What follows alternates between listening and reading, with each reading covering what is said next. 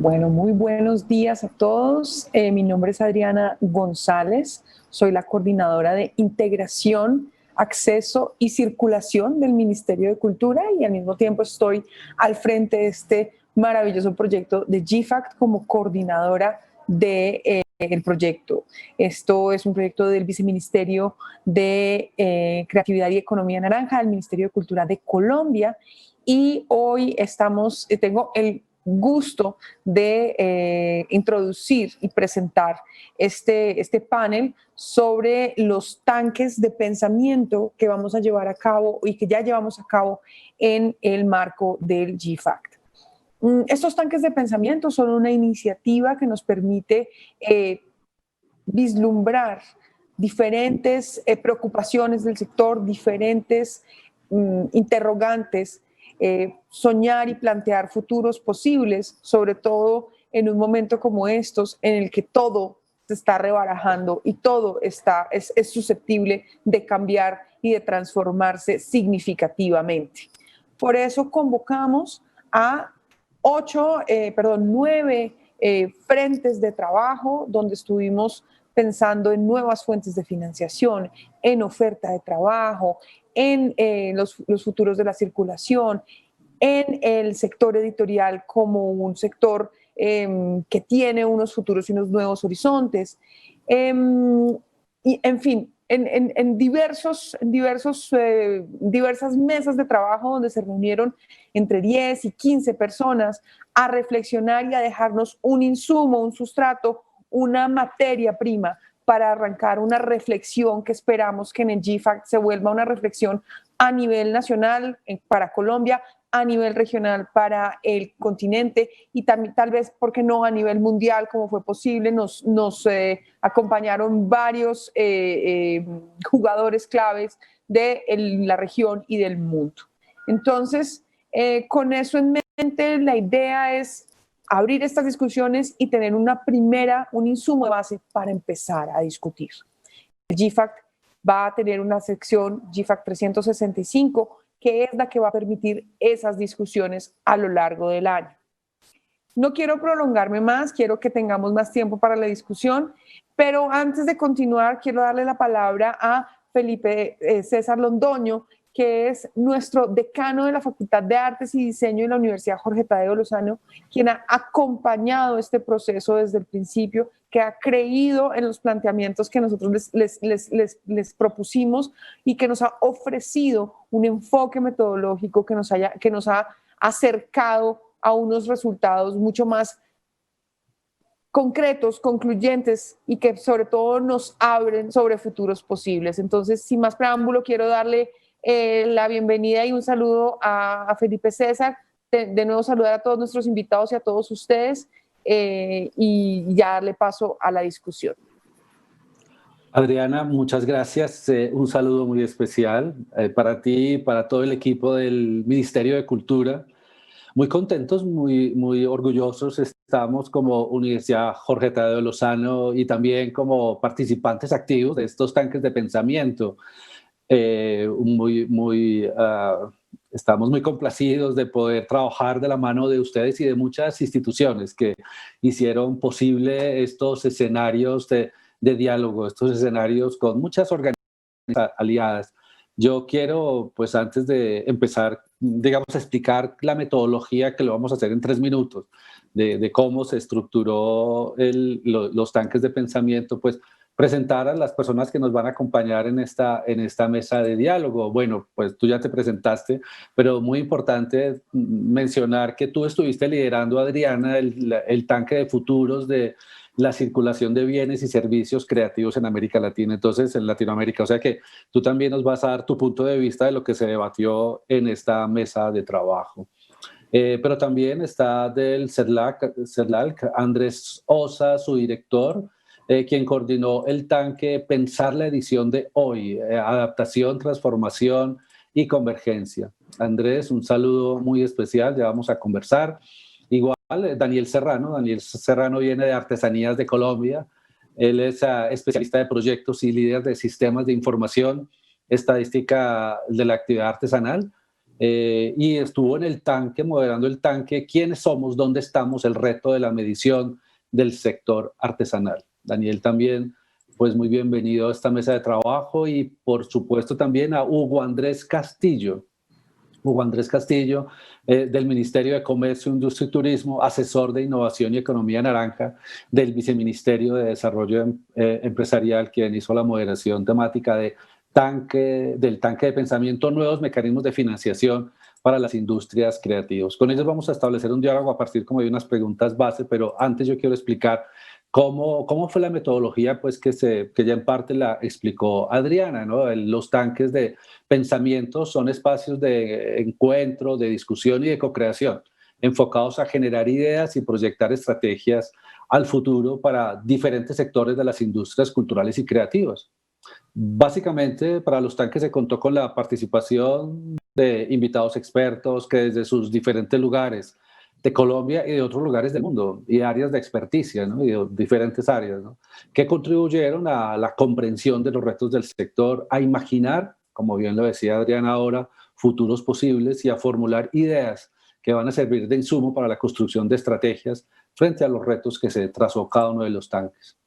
La Universidad Jorge Tadeo Lozano acompañó y lideró estos tanques. Yo quiero aquí reconocer de manera especial el trabajo de todo mi equipo. Son muchas personas, muchos moderadores metodológicos que acompañaron, relatores que acompañaron pues esta dinámica, pero en cabeza de Andrés Telles, en cabeza del profesor Diego Aníbal Restrepo, dos personas que nos han acompañado no solamente en esto de los tanques, Adriana bien lo sabe, sino también en otros procesos que el viceministro Felipe Buitrago también nos ha invitado a debatir, a acompañar en otras mesas de diálogo. Pues ellos dos, digamos que han liderado, digamos, como todo este proceso y además diseñaron pues una estructura que es la que describo entonces a continuación. ¿Qué nos convocó a estos tanques? Pues el compartir nuestra experiencia y conocimientos del área de trabajo para abordar un reto relevante del sector cultural y creativo de las artes y de manera colectiva, que es lo más importante, construir estrategias para alcanzar una visión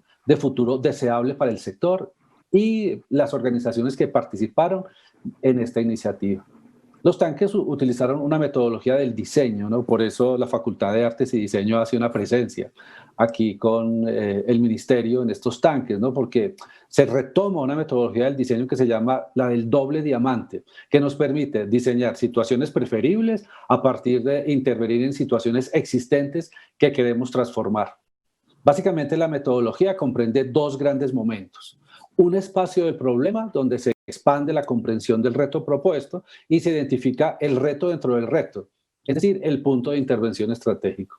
Pero por otro lado, digamos, hay un segundo momento que es el espacio de la solución, donde formulamos, discutimos, sintetizamos y seleccionamos las ideas para construir de manera colectiva una solución innovadora al reto propuesto. Se tuvieron 3 sesiones en las que nos encontramos a través del Google Meet y en las que interactuamos con el tablero Miro, una herramienta de trabajo colaborativo que podemos observar ahora en este corto video. Ahora bien, en la primera sesión abordamos una discusión, creo que aquí estamos viendo ya el video donde se observa la interacción con el tablero Miro, que es la que nos ayuda, digamos, a este proceso colaborativo. Pero entonces en la primera sesión hicimos una descripción de las características del contexto del reto, construimos el mapa de actores e intervinientes e identificamos los insights y los puntos de dolor críticos. En la segunda sesión nos enfocamos en formular los futuros escenarios futuros preferibles, generar ideas de solución al reto de forma creativa y priorizar y seleccionar las ideas propuestas. Y ya en la última sesión hicimos énfasis en la evaluación y en la mejora de las ideas seleccionadas, en representar y comunicar estas ideas y, por último, en reflexionar sobre el proceso y el resultado. Los principios básicos utilizados en esta metodología es la innovación centrada en las personas, el uso de la comunicación visual, como lo vimos, lo acabamos de ver con el tablero Miro, la colaboración y la co-creación, porque eso lo hicimos entre todas y todos, y la iteración permanente de las ideas para mejorarlas y fortalecerlas colectivamente. El diseño metodológico aplicado a los tanques de pensamiento del GFACT Fue, por tanto, una oportunidad maravillosa para proponer y conectar ideas innovadoras y disruptivas desde distintos actores y visiones en torno a los desafíos del sector de la cultura. Nos permitió registrar la participación de todas y todos a través de ideas y aportes que serán claves para la construcción de un espacio prospectivo común. En síntesis, nos permitió definir un futuro deseado y el diseño de un modelo de intervención para los próximos 365 días. Pero no quiero ser yo el que describa en detalle las ideas, los aprendizajes y los retos. Yo quiero invitar a quienes me acompañan, a quienes nos acompañan hoy, formulando varias preguntas. Voy a formular la primera pregunta. Yo quiero preguntarles a ustedes cómo vivieron cada uno de ustedes la experiencia de los think tanks. Es decir, ¿qué fue para ustedes, qué representó para ustedes, cómo experimentaron, digamos, esa interacción en estos tanques de pensamiento? No sé, Hugo, por ejemplo, que nos responda a esta primera pregunta. Así a dedocracia. César, muchas gracias por la invitación y pues por la pregunta. Creo que desde el Ministerio de Comercio, uno de los temas que sabemos y conocemos que es álgido es esos temas de mecanismos de financiación, y creo que eso todas las entidades que hacemos parte del Consejo Nacional de Economía Naranja sabemos que es uno de los dolores puntuales que tienen nuestros emprendedores y empresarios. Entonces, asumimos este reto de la mano de Impulsa Colombia, de la mano de Bancoldex, de la mano de Artesanías de Colombia también, que estuvo participando, y un montón de entidades adicionales que estuvieron desde todo el ecosistema, no solamente a nivel de gobierno, sino a nivel empresarial. Mi Cultura claramente estuvo ahí apoyando todo el proceso, la Universidad Jorge Tadeo Lozano. Hubo diferentes entidades territoriales, tuvimos actores del sector financiero, emprendedores, empresarios, representantes de sectores culturales y creativos. Y creo que una de las primeras cosas que hay que rescatar como de este ejercicio es la posibilidad de generar esos espacios de cohesión, de sentarnos en una misma mesa, hablarnos universidad, empresa, Estado, ciudadanía, para mirar esa situación, para entender un poco más, para ampliar un poco como la visión de qué está sucediendo y dónde tenemos como esos puntos de falencia todavía que podemos entrar a fortalecer. Entonces, yo quisiera rescatar como ese trabajo que creo que la metodología permitió que participáramos diferentes actores, que tuviéramos ideas diferentes, porque digamos que la metodología también nos llevó a momentos de convergencia, de divergencia, de encontrar algunas problemáticas donde todos decíamos, pues madre, ¿cómo podemos aportarle a estos temas específicos? Y bueno, creo que salió como resultado final un plan de trabajo bastante detallado y bastante fuerte. Y bueno, creo que ahí queda todo el reto. Este es un pedacito del proceso de innovación, que es ideemos y pensémonos ese futuro diferente, pero ahora sudémosla y empecemos a trabajarle para hacer estas ideas realidad. Excelente, Hugo, muchas gracias. No sé, Andrés, ¿tú qué nos cuentas con la experiencia desde tu tanque? Fue sumamente grata, especialmente porque la industria editorial no ha sido muy cercana a este tipo de metodologías para repensarse. Entonces fue sumamente grato, especialmente por un grupo muy ecléctico que tuvimos en la parte internacional y también en la parte nacional, donde esa diversidad de ideas plantearon soluciones muy creativas frente a la problemática que se está viviendo en la industria editorial. En ese momento, pues algo que ya aquejaba desde hace rato, pero que se incrementa con el tema de la pandemia, pero se vislumbran esos retos y las soluciones. Entonces, agradezco mucho que este tipo de iniciativas se hayan puesto sobre la mesa y que se continúen, porque los temas de trabajo que surgieron en el TANC hay bastante, o sea, hay mucha tela por cortar. De hecho, desde el CERLAC pensamos comenzar a meterle diente a estos temas, porque sentimos que es importante dar pautas para repensar un poco la industria editorial y plantearla como un motor importantísimo para la economía naranja, puesto que todo comienza en un libro y termina en un libro, si uno se pone a analizarlo.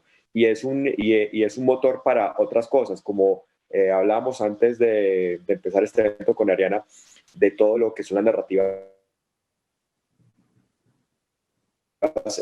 multimedias, de los videojuegos. Muchas veces el libro es un elemento transversal a todas las industrias. Y digamos que en este primer think tank se analizaron estos temas, pero no se profundizaron. Entonces es vital seguir repensando esto, ya que Colombia está tomando el liderato en repensar su industria editorial y su sector. Y creo que debido a la coyuntura podemos comenzar a ser líderes en estas nuevas tendencias editoriales. Muchas gracias, Andrés. Y cuéntanos, Daniel, desde la perspectiva de Artesanías de Colombia, ¿cómo se vivió esta experiencia de los think tanks? Hola Felipe, muchas gracias por la invitación. Bueno, lo primero decir que es muy importante generar estos espacios donde se discuten los temas que las entidades tienen en su agenda como prioridad, y en el caso de Artesanías de Colombia, pues el tema de quiénes somos, dónde estamos y el reto de la medición del sector artesanal. Es decir, la posibilidad de evaluar la eficiencia y la eficacia de los programas, proyectos y políticas públicas de fomento artesanal, así como de reorientar los mismos, es mayor cuando se cuenta con información confiable, actualizada y pertinente. Y en nuestro tanque tuvimos la oportunidad de compartir estas diferencias y estas opiniones con maestros artesanos, con expertos del DANE, académicos, la Universidad de los Andes nos acompañó. Entonces, poder evaluar esa posibilidad de tener información disponible, actualizada, robusta, con el que se permita orientar y ajustar las políticas del sector artesanal, pues es una oportunidad muy valiosa que tuvimos gracias a este tanque. Muchas gracias, Daniel. Y tú, Adriana, ya no como líder del GFACT y del ministerio, sino como moderadora de la temática, ¿cómo experimentaste el tanque? Para nosotros, el diseño del tanque de pensamiento fue justamente con personas con las que ya compartíamos una agenda de trabajo de circulación, precisamente. Entonces convocamos a personas del continente, de Ecuador, de Argentina, de Chile, de Uruguay, de Brasil, con quienes ya hemos compartido, digamos, algunos espacios de preocupación. Entonces la agenda, digamos, estaba un poquito alineada, por no decir que adelantada, porque no es adelantada la palabra, sino por lo menos alineada, unas visiones muy alineadas, y esto se conjugó con personas de Colombia. Entonces tuvimos también participantes del mercado del Caribe, tuvimos participantes de la Cámara Colombiana del Libro y de las ferias, tuvimos a la directora de COCREA, que está siempre pensando en todo el tema de inversión y estas nuevas herramientas de inversión y cómo esto debería impactar directamente en la circulación si nos pensamos en unas funciones parecidas a las de un buró naranja, un poco como el buró que tiene Proimágenes, un poco de cara al audiovisual y el cine. Entonces, se sumaban muchos horizontes. Tuvimos a ProColombia, que fue muy bonito porque, claro, el Ministerio de Comercio desde ProColombia, hablando de industrias culturales de una manera tan apropiada, sin perder, digamos, el norte desde comercio, hizo que nuestros colegas del resto de América Latina se quedaran sorprendidos de ver la profundidad del conocimiento de nuestro Ministerio de Comercio y de ver cómo esto sí está andando como una política pública. Pero me uno un poco a lo que dice Daniel, y es que finalmente la metodología permitió llegar a unos puntos de inflexión, a unos puntos de conclusión, y hay uno que es recurrente, que es el de la información, por supuesto, de los reportes de industria, por supuesto, de que hay unos reportes de industria que son como unas cajas negras, ¿no? Porque son propiamente de la industria y solo se consultan entre la industria, entonces a la política pública le cuesta trabajo acceder a eso. Entonces, pues sí, yo creo que sí fue muy concluyente. Creo que el más concluyente y el más preciso fue el del CERLAL, que veo que dejó una agenda de trabajo súper precisa, impresionante. Pero creo que lo que a nosotros nos queda, desde donde nosotros trabajamos 360, ese tanque de pensamiento, es de verdad unos pasos por recorrer. Entonces fue muy, muy interesante y muy promisorio para lo que... Excelente, o sea, ahí ya hay un primer gran logro y es hablar, ¿no? Es conversar, ¿no? Es acercarnos y seguramente ver visiones divergentes o aprender también de experiencias de otros países, ¿no? No es fácil llegar a una conclusión con tantas ideas, ¿no? Tantos tópicos, tantos retos, pero hay una segunda pregunta y es, ¿cuáles fueron las grandes ideas, ¿no? que se conversaron en sus respectivos tanques? Algunos ya se han adelantado con algunas ideas que se debatieron, pero yo quiero conocer como, bueno, que contemos sobre cuáles fueron como esas ideas centrales, ¿no? que se presentaron allí. ¿Quién quiere iniciar, digamos, con esas grandes ideas que se debatieron en los tanques? Andrés, por ejemplo. Gracias. Me encanta que... Pues antes de que empiece. Pues mira, yo te puedo resumir más o menos en diferentes áreas de trabajo y de ahí un par de ideas que fueron interesantes. Indudablemente el sector editorial y todo lo que tiene que ver alrededor del libro está pidiendo a gritos un marco legal en muchos aspectos, desde el precio fijo, pasando por las compras públicas y ciertas políticas para promover a los emprendedores que entren en el tema editorial, sea en todo el ecosistema, sea librerías, sean editores, sean autores, sean ya creadores de contenidos en narrativas multiplataformas que incluyan el libro. Estamos hablando de audiolibros, de ebooks. Entonces, se pide mucho de que se actualicen o se replanteen unos marcos políticos y legales muy claros para eso. Hay una idea que a mí me interesó muchísimo y que fue algo constante en todos los debates, fue el tema de la formación y el tema especialmente con el SENA, ya que la ley del libro solicita al SENA que haya una formación en tema de emprendimiento para librerías y considerándolas en este momento como espacios híbridos, como espacios en que son más que un sitio donde se venden libros, sino sitios donde dan servicios culturales y donde se busca cautivar audiencias y lectores. Entonces, esa fue una idea muy interesante y formación no solo para ellos, para estos emprendedores culturales, sino también para los nuevos editores, para lo que exige la nueva editorial. Por ejemplo, hubo alguien que dijo, aquí no estamos preparando a la gente para que sean editores de audiolibros. Cuando el mercado de audiolibros se proyecta a ser uno de los más interesantes, no hay editores de audiolibros y todo se ha hecho empíricamente. Actualmente no hay unos programas técnicos y ya que te tengo aquí de la Tadeo, te lo pongo. El diseño de audiolibros es algo vital e importante y que además se va a revolucionar porque van a bajar los costos y por eso va a ser más importante el papel del editor para dar valores agregados debido a la inteligencia artificial. Entonces, eso fue otro de los parámetros. Y vital, que ya lo mencionaron, el tema de financiación.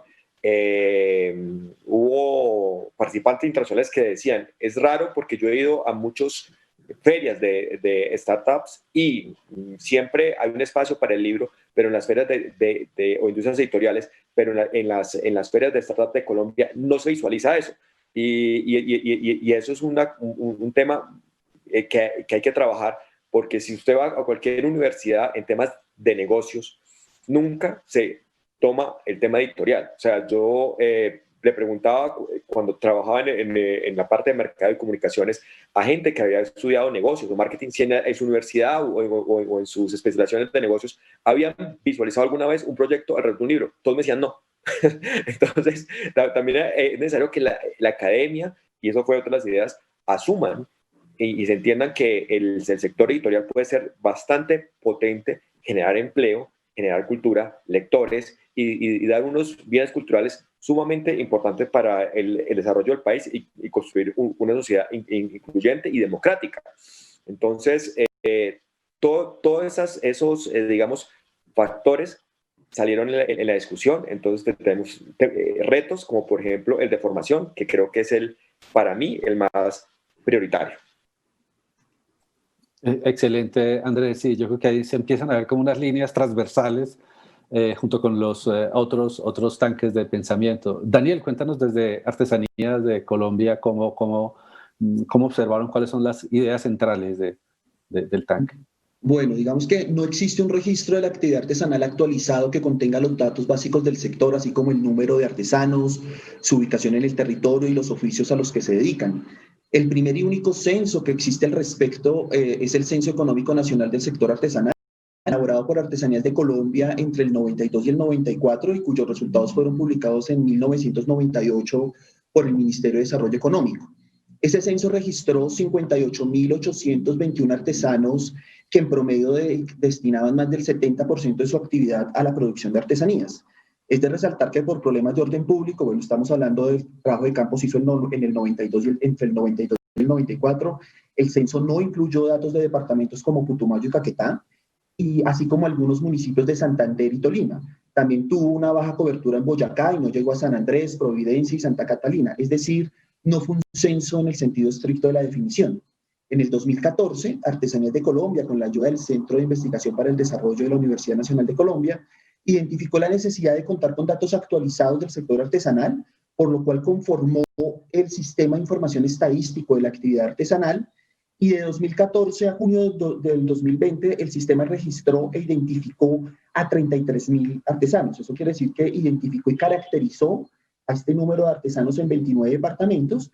Estos registros, sin embargo, no constituyen un registro totalizante que permita delimitar el universo de artesanos en Colombia, pues fueron aplicadas algunos artesanos que son atendidos a través de los proyectos que Artesanías de Colombia formula para el territorio, y digamos que está sujeto esos 33.000 artesanos identificados y caracterizados, pues al trabajo que Artesanías viene realizando en el territorio. En ese sentido, no es un total. Con base en esta información y estimando que en cada unidad productiva hay un promedio de 3 o 4 artesanos, se calcula que hoy por hoy existen entre 180.000 y 200.000 artesanos en el país. Sin embargo, no hay una cifra oficial definitiva.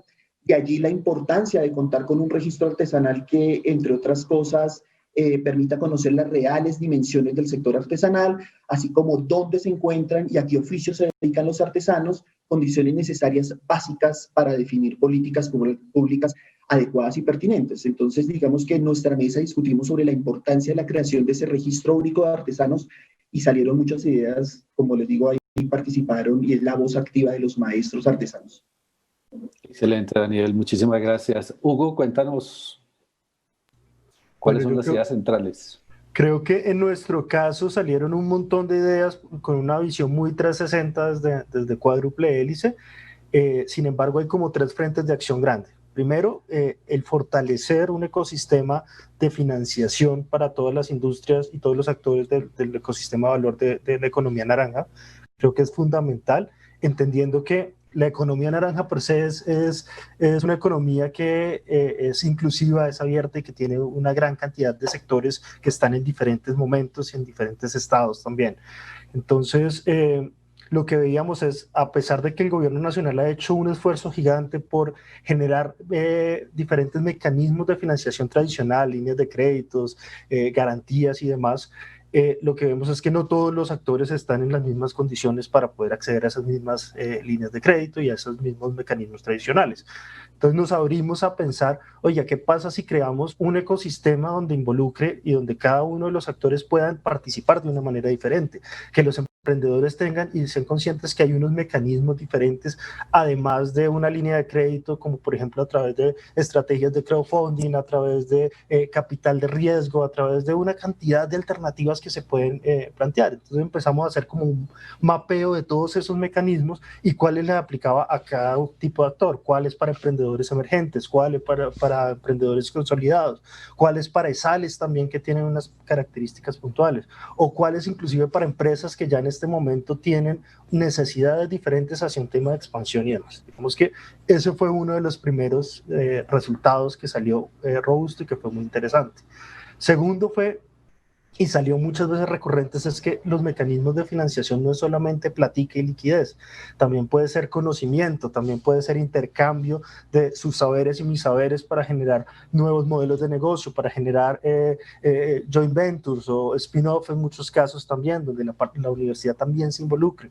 Entonces hablamos de, oiga, generemos unos encadenamientos productivos entre los sectores tradicionales y los sectores de la economía naranja que nos permitan también generar ese tipo de fomentos de liquidez, no solamente desde unos mecanismos de financiación como líneas de crédito y demás, sino miremos cómo podemos convertir esos activos intangibles en posibles mecanismos de financiación y que nos genere una rentabilidad, una liquidez y nos permite generar nuevos proyectos.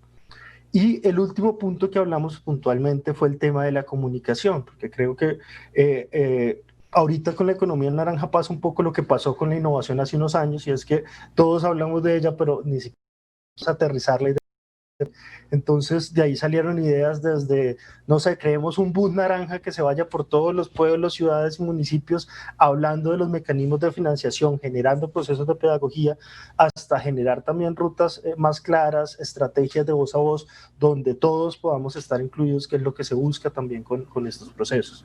Entonces, creo que esos fueron los 3 grandes frentes que se trabajaron y bueno, fue parte de la experiencia. Excelentes ideas, gracias Hugo. Adriana, ¿por qué no nos cierras con tu tanque? ¿Cuáles fueron como esas grandes ideas centrales? Pues a mí todo lo que están contando nuestros compañeros de panel me parece muy interesante. Creo que son todas las preocupaciones que finalmente todas se juntan en algún punto, pero digamos que hay una cosa que se debatió ampliamente, que fue la curaduría, las diferentes maneras de curaduría, es decir, la circulación, la integración comercial, el acceso, o sea, todo lo que engloba la circulación, va a empezar a pasar por nuevos tipos de curadurías colaborativas, curadurías, digamos, más o menos sofisticadas, pero ya empezando a entender cómo podemos empezar a pensar en nuevas curadurías o cómo empezamos a reconocer esas nuevas curadurías, porque seguramente ya existen, pero necesitamos ser muchísimo más perspicaces para poderlas reconocer y darles el lugar que merecen. Les decía también sobre las cifras de industria, pues que es una preocupación, yo creo que común de todos. El marketing, es difícil hablar en los entornos de cultura de marketing, es súper, a veces hay incomodidad alrededor de eso. Yo creo que hay que empezar a pensar eso cómo se analiza y cómo se aborda, y probablemente que esa es otra de los temas de los que hablamos, fue de cómo otras industrias, otras profesiones deben familiarizarse y deben vincularse con los sectores culturales y creativos para poder empezar a trabajar nuevas sinergias laborales. O sea, que cuánto bien le haría un ingeniero industrial de pronto a un teatro, ¿no? O bueno, a un proceso cultural, ¿no? Entonces, como ese oxígeno que podrían entregar otras profesiones y que podría pasar por la academia o por otros lugares. Se habló también de cómo empezar a pensar en inversiones dirigidas hacia la cultura, es decir, un poco en enlace con lo que decía Hugo, es decir, hay que empezar a familiarizarse y entender dónde es que por invertir tocamos un nodo fuerte y ahí podemos convencer mejor a otros. Y eso también pasa por el validador de la circulación, lo que independientemente de la categoría, si es mainstream o no, hay una validez o una validación que estamos buscando permanentemente, que deberíamos empezar a decantar mejor para encontrar mecanismos de inversiones dirigidas como los que nos permite ahora, por ejemplo, a través de COCREA, el decreto de exención de renta y el decreto de exención tributaria, perdón. Y por otro lado, pues sí hay un llamado a la pluridisciplinariedad. O sea, son grandes líneas. Obviamente, la metodología que proponía la Tadeo era una metodología donde teníamos que llegar a un lugar y se nos quedaban un montón de cosas por fuera que volvían a entrar a la discusión, pero realmente ahí lo que tuvimos fue unos horizontes muy enfocados en tratar de entender a las audiencias también, ¿no? O sea, las audiencias son parte de la circulación y la mediación con las audiencias en vez de la formación de públicos, que puede ser tan problemática, porque pues si tú escuchas una música popular, pues de pronto nunca te va a interesar la ópera, ¿sí? Pero si el director del escenario solo quiere traer ópera, pues ahí hay un desencuentro. Entonces, por eso estamos hablando de curadurías abiertas, cruzadas, colectivas. Otra manera de entender la curaduría, otra manera de entender la mediación de públicos le haría muchísimo, muchísimo bien a la circulación en estos momentos. Muchas gracias. Ideas muy potentes. Yo, mientras hablaban, yo pensaba, yo también moderé un tanque, el tanque de cultura y creatividad como fuente de la acción social, ¿no? Y también pensaba en eso que tú decías ahora. Realmente en los debates que se dieron en las diferentes sesiones es increíble cómo, bueno, hay tantas ideas, pero gracias como a esa visión metodológica de las personas que estaban con nosotros, en mi caso Diego Aníbal Restrepo, que hizo una moderación magnífica junto con las que hizo Andrés Telles y los otros moderadores, pero sí, cómo nos encauzaban en las discusiones para que no nos perdiéramos, ¿no? Porque cuando uno habla de innovación social, habla uno de muchos tópicos, ¿no? Habla uno de muchos aspectos, ¿no? Y desde dónde se surge la innovación social y muchos de los frentes que ustedes han hablado aquí también, efectivamente los tocamos nosotros desde la esencia misma del arte, ¿no? Como el arte, los diseños, la cultura se vuelve como una fuente importantísima en espacios tipo laboratorios, media labs, makerspace, espacios híbridos, por ejemplo, que también se enfatizaron mucho, ¿no? Como esas otros espacios distintos, muchas veces no institucionalizados, pero que nos abren una posibilidad maravillosa, ¿no? Como de pensar en nuevas rutas, ¿no? De la innovación social, tomando como base el arte y la creatividad. Pero sí, lo que todos ustedes dicen al final, quedan unas ideas muy, muy, muy fuertes, que es la que nos van a posibilitar, pues, como pensar y trabajar en conjunto otra vez con todas las instituciones, pues, como esa visión de futuro en cada uno de estos espacios de pensamiento. Y eso se relaciona con la siguiente pregunta. Yo como que uno, digamos, como dos preguntas que yo tenía aquí, porque pues, digamos que una pregunta tenía que ver con qué aprendizajes quedaron para su organización después de esta experiencia. Y yo creo que, bueno, en parte ya muchos de ustedes lo han dicho, ¿no? O sea, como los debates que se dieron al interior de estos think tanks, pues posibilitaron seguramente replantearse, escoger algunas líneas estratégicas, pero si de pronto quieren anotar algo respecto a eso. Pero también otra relacionada con la organización o las organizaciones. ¿Cómo anticipan que estas ideas que surgieron en estos think tanks puedan ser implementadas por su organización? Porque me parece que es importante. Claro, pues sabemos cuáles son las problemáticas. O sea, ya sí, establecimos, jerarquizamos, ¿no? Las ideas, las priorizamos. Ahora, ¿cómo va a ser posible, ¿no? Que al interior de nuestra organización o de las otras organizaciones que participaron realmente esas ideas puedan ser reales, se puedan constituir, digamos, como en ejes estratégicos? No sé, Adriana, si tú nos quieres empezar diciendo. Sí, claro, por supuesto, porque yo creo que si nos inventamos este cuento fue para poderle dar continuidad.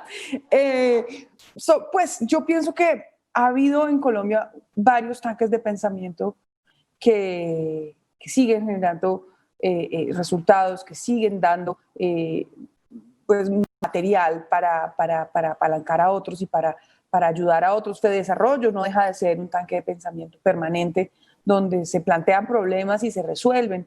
Yo creo que nosotros podemos, yo lo que veo en un entorno como GIFAC, promovido por el Ministerio de Cultura, teniendo la capacidad, digamos, de convocatoria del Consejo de Economía Naranja, yo creo que la base de estas discusiones lo que nos permite es conformar grupos de investigación. Yo creo que falta mucha producción de conocimiento.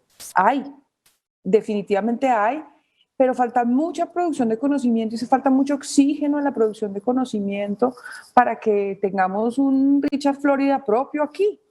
Las dinámicas urbanas en América Latina son muy similares entre ellas y creo que podrían caber muchísimos análisis extraordinarios en la ciudad de Medellín con la Comuna 13 y un proceso de 12, 13 años de acercamiento a las instituciones, pues merece ser estudiado y merece traer conclusiones, ofrecer conclusiones significativas que podrían impactar a Lima, que podrían impactar a la misma Ciudad de México, que podrían impactar a la Ciudad de Panamá, que de verdad se podrían aplicar en otros lados. Yo creo que el milagro, digamos, de que estemos todos sentados en estas mesas de pensamiento es que la idea es entrenarnos, ¿no? Para poder ofrecer reflexiones más allá de las que tenemos. Como les decía al principio, esto es una base de discusión donde todos podemos sentar, digamos, unas cotas donde nos podemos mover, pero la idea es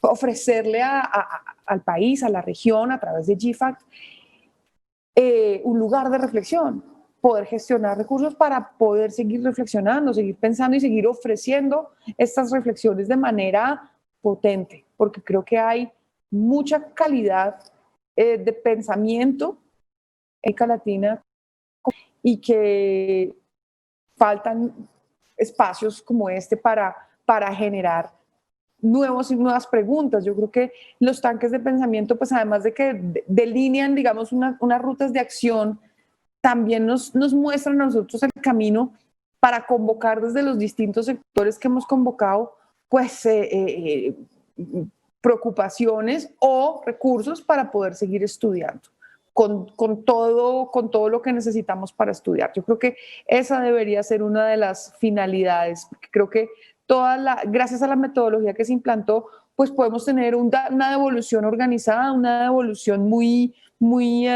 robusta, ¿sí? De algo que apenas es incipiente, pero que ahí está y que a partir de allí nosotros ya podemos, con la ayuda de nuestras instancias de cooperación internacional, con la ayuda de nuestros pares en otros países, encontrar caminos para seguir colaborando, encontrar caminos para generar puentes entre universidades también. Yo creo que hay el espacio y la voluntad para seguir desplegando reflexiones en torno a la creatividad y la cultura en este país. Yo creo que es de todas maneras el paso natural de reconexión y de reafirmación de una fractura de años movida pues por el conflicto armado de la que nos estamos recuperando lentamente, pero que pasa sí o sí necesariamente por reconectarse en lo que somos y quiénes somos, y todo eso es la cultura. Excelentes ideas de futuro, Adriana, muchas gracias. En tu perspectiva, Hugo, ¿cómo observas este proceso? Bueno, yo creo que se fue un ejercicio muy chévere, es apenas unos pequeños pinitos que empezamos a construir y que empezamos como a generar. Cuando uno participa en estos espacios de procesos de ideación para mirar hacia dónde puede ir una perspectiva hacia temas como los mecanismos o los nuevos mecanismos de financiación, por ejemplo, salen ideas. Hay que mirar y ver cómo conectamos esas ideas con un marco regulatorio, con una estrategia como gobierno nacional a nivel país, con una participación y una creación también de un ecosistema de diferentes actores de universidad, empresa y Estado que se articulen también estas acciones. De acá creo que salieron como unos pequeños lineamientos que nos van a ayudar a generar esa estrategia para que todos empecemos a trabajar de una manera más articulada también en torno a ello. ¿Qué creo que sigue? Sigue empezar a prototipar esas ideas también. Es decir, empezar a hacer pequeñas pruebas en algunos sectores, en algunos espacios, con diferentes actores, donde ahorita lo que necesitamos es manos de todos los sectores públicos y privados para poder empezar a implementar algunas de estas ideas.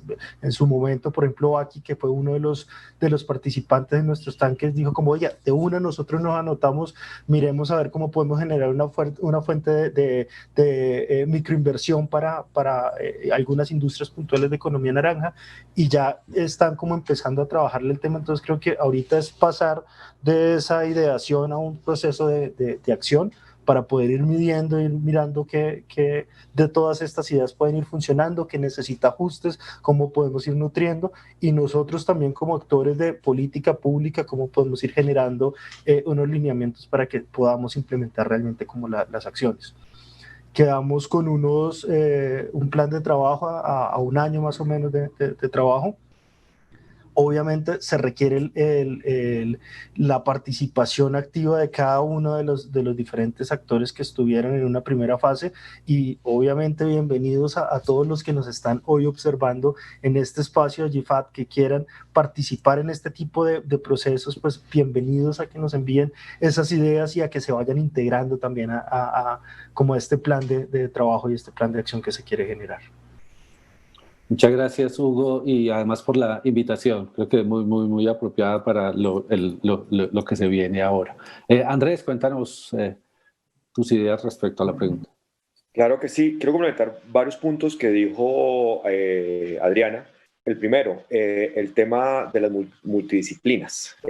Un comentario que salió en nuestro estanque de pensamiento fue que había que infectar a los ingenieros y a los economistas y administradores o ingenieros de software del negocio de los libros. Entonces, eso creo que fue una de las brillantes. Y yo lo haría lo opuesto, hay que contaminar a la gente que trabaja en la cultura, en los libros, en bibliotecas, en librerías, de todo el tema de negocios y de ingenierías. O sea, creo que es algo por las dos vías. Por otro lado, como dijo Adriana, para nosotros como una entidad que trabaja la diplomacia cultural, este ejercicio fue muy valioso porque queremos replicar los aprendizajes que hicimos acá con otros países y especialmente aprovechar que Colombia viene ahora a ser en diciembre, va a tener la presidencia de Alianza del Pacífico para comenzar a desarrollar este tipo de ideas, al menos en países como México y Chile. Obviamente con intención de replicarlo después a otros países de la región que lo necesitan porque necesitan repensarse el papel que juega el libro y la industria del libro, no solo en el campo de los negocios, sino en el campo vital de la identidad nacional. O sea, es obviamente los libros, nuestros autores, son los que construyen las narrativas que a la larga nos identifican afuera, a la larga nos explican frente al mundo. Entonces, yo soñaría, espero, y contar de la mano de personas como ustedes, que en unos años haya unos centros de economía naranja a nivel regional que estén pensando constantemente estrategias de economía creativa y estrategias de poder blando para la región. Y en el caso mío, que gira en torno al libro, entender que en los países donde hay industrias editoriales muy consolidadas, son importantísimas el aporte que dan al PIB y al sector de economía creativa. Andrés, muchas gracias. Y para cerrar, Daniel. Sin duda, como mencionaba Adriana, pues la producción de conocimiento es el centro y es el foco, y la producción de conocimiento inicia por tener información disponible. Hoy es hasta el concepto de la democracia cambió, es decir, es lo que digan las mayorías, pero las mayorías informadas, con información disponible. Y digamos que en la mesa en la que yo participé, pues es un tema técnico como la construcción de un registro único, pero que va más allá, es decir, hay un reclamo en ese reconocimiento del artesano y visibilizar al sector, y reconocer al artesano como sujeto de derechos a partir de su desempeño en la actividad artesanal y de su aporte en la construcción de identidad nacional, pues pasa por tener un registro donde uno los pueda visibilizar, es decir, ponerle un rostro en un número de cédula y sepamos cuál es esa distribución en el territorio. Entonces, eso es un llamado, digamos, que nos hacen ese reconocimiento, y ese reconocimiento inicia por tener información disponible. Entonces, en esa medida, el futuro pasa por tener hoy un sistema de información estadístico con 33.000 artesanos, una muestra robusta, ¿no?, que nos permite dar características de un sector, pero que hay que bajar eso o migrar o dar el paso hacia el registro único de los artesanos, donde tengamos el 100% de los artesanos en el país y su distribución en el territorio. Digamos que ese es el llamado, pero todo ese registro tiene ese fondo detrás, que es ese reconocimiento que pide el artesano, con ánimo de visibilizar el sector. También visibilizar el sector implica en las estadísticas nacionales pues poder medir cuánto contribuye este sector al PIB. Nosotros hemos hecho esa tarea, digamos, desde Artesanías de Colombia con las ferias que organiza, pero pues incluye también la discusión de si todas estas industrias creativas pues deben ser medidas de la misma manera, cómo medir una particularidad, ¿no?, de los oficios del patrimonio como entra la artesanía. Y este fue un escenario perfecto para poder dar esas líneas y esos puntos delgados que muchas veces se pierden en lo técnico. Pues aquí fue la oportunidad de ponerlo sobre la mesa, cómo esa medición homogénea tal vez no aplica para los oficios del patrimonio y cómo debemos hacer ese zoom. Respecto a lo que le aplica a la economía, a lo que le aporta a la economía, pues la artesanía tiene algo muy valioso y es lo que vive el país en este momento, y es eso que llamamos la reconciliación, y eso no es otra cosa que mirar, reconocer el valor de lo que hace el otro, y la artesanía pues juega un papel primordial, lo que haces con tus manos. Entonces, cuando tú inicias en un escenario ferial, reconociendo ese valor en el otro a partir de lo que hace con sus manos, pues ahí hay ese punto de reconciliación. Entonces, no solamente un tema cuantitativo de querer contar y saber cuánto aporta, sino esas historias que hay detrás, esa parte cualitativa, que finalmente son el gancho para esa reconstrucción que estamos buscando en el sector. Daniel, muchas gracias.